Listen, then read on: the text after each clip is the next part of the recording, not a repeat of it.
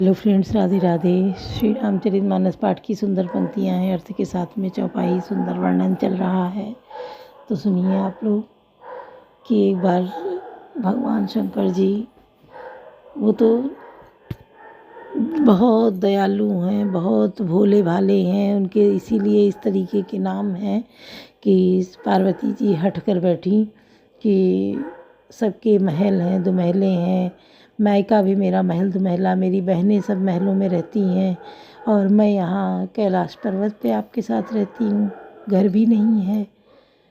तो शंकर जी उनको समझाते हैं, कोई बात नहीं है, जिस तरीके से रहने लगो वैसे अच्छा लगता है। महल की तुम्हें क्या ज़रूरत है? मुझे नहीं ज़रूरत है तो तुम्हें क्या ज़रूरत है? अगर मैं महल में रहूँ तो तुम भी रहोगी, क्या मुझे छोड़ के तो जाओगी नहीं? तो भी पार्वती जी नहीं मानती हैं और हट कर बैठती हैं कि मुझे महल चाहिए। तो भगवान शंकर जी बिल्कुल अलग बनवाते हैं उनके लिए महल। इतना सुंदर महल बनवाते हैं कि अलग, बिल्कुल सबसे हट के, कि लो तुम्हारा महल सबसे अलग होगा। और वो क्या होता है, वो लंका का जो सोने का पूरा नगर जैसा होता है पूरा, वो शंकर जी बनवाते हैं सोने का। तो जब उसका गृह प्रवेश के लिए ब्राह्मण को बुलाते पूजा करने के लिए, तो रावण को बुलाते हैं। तो रावण जब दक्षिणा लेता है शंकर जी से, तो वो दक्षिणा में वो नगर ही मांग लेता है सोने का। तभी वो सोने की लंका हो जाती है और रावण के पास चली जाती है। भोले बाबा भोले हैं, वो दे देते हैं। इसी प्रकार जब पार्वती जी समुद्र जल लेने जाती हैं, तो समुद्र उनको मोहित होकर कहता, अभी हमने पहले पार्ट में उसके लिए सुनाया है, तो वो समुद्र मंथन करवा देते हैं, समुद्र का सारा घमंड चूर चूर कर देते हैं और मंथन करवाते हैं। तो उसमें सांप जो होता है, वासुकी नाग, उससे मंथन कराते हैं। और कच्छप कछुए की पीठ पर मंदरांचल पर्वत को रखा जाता है।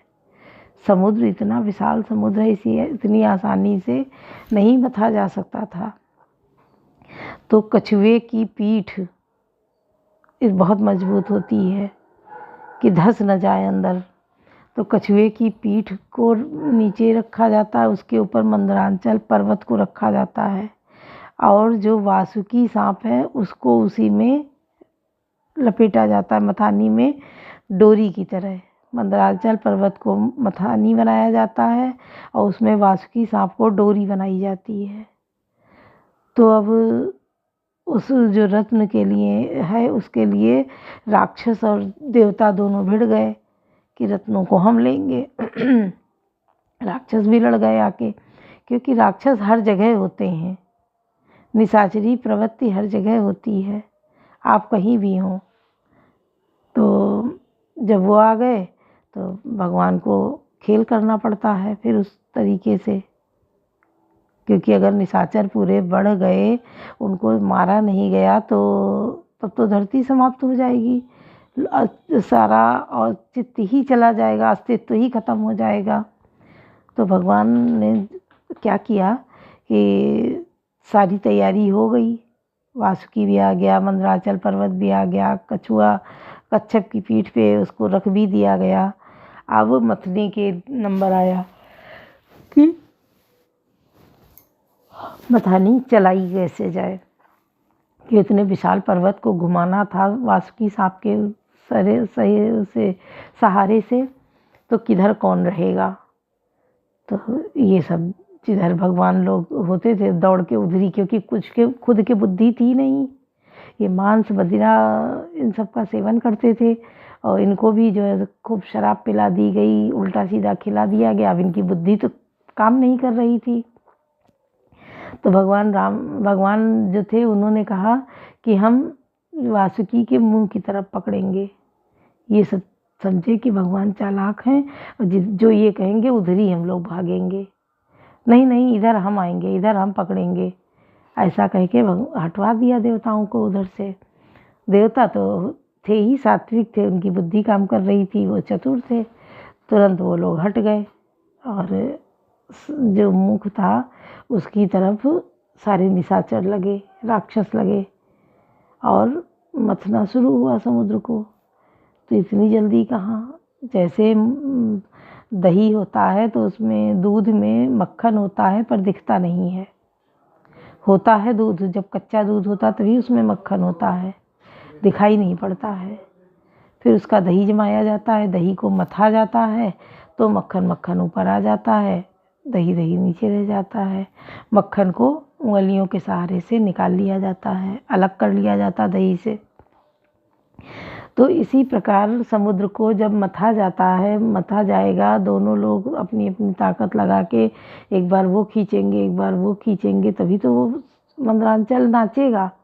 और जब तेज से नाचेगा वेग से, तभी छल खल होके समुद्र मथेगा। जब मथा तो उसमें से एक एक करके रत्न बाहर आने लगे।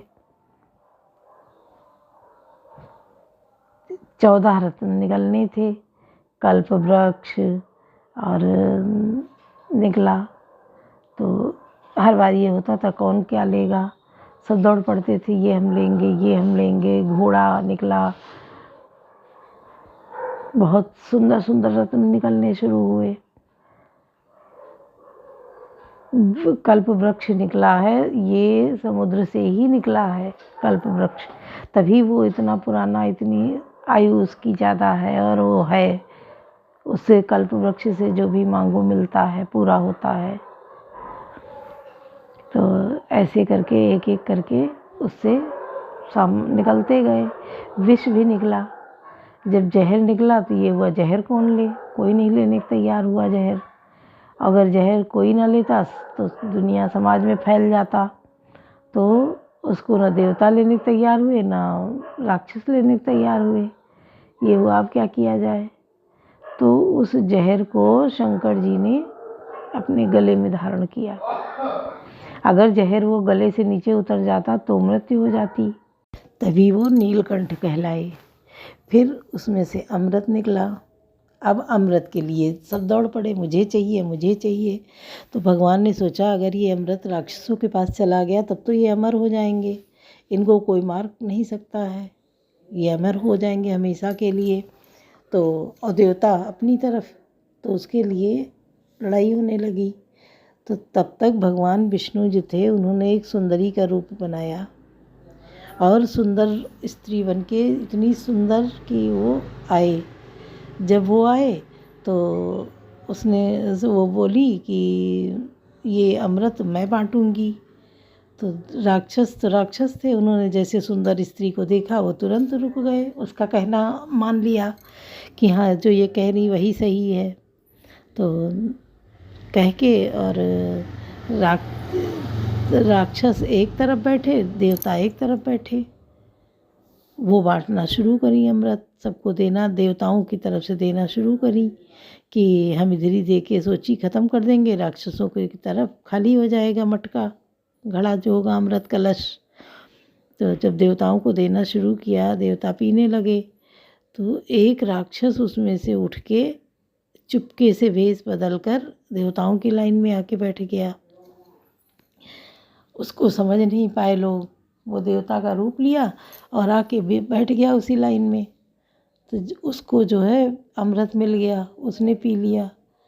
तो वो जब देखा कि इस राक्षस ने पी लिया तो दौड़ के उसको, वो तुरंत राक्षस बन गया पीने के बाद। अरे मैंने तो ग्रहण कर लिया, तुरंत उसको मार दिया। और जब मारा तो उसके दो टुकड़े हुए तो एक राहु और एक केतु बन गया, जो आज भी लोगों को परेशान करता है। राहु और केतु जिसकी कुंडली में होता है तो वो उसको, इंसान को परेशान करता है राहु केतु के रूप में।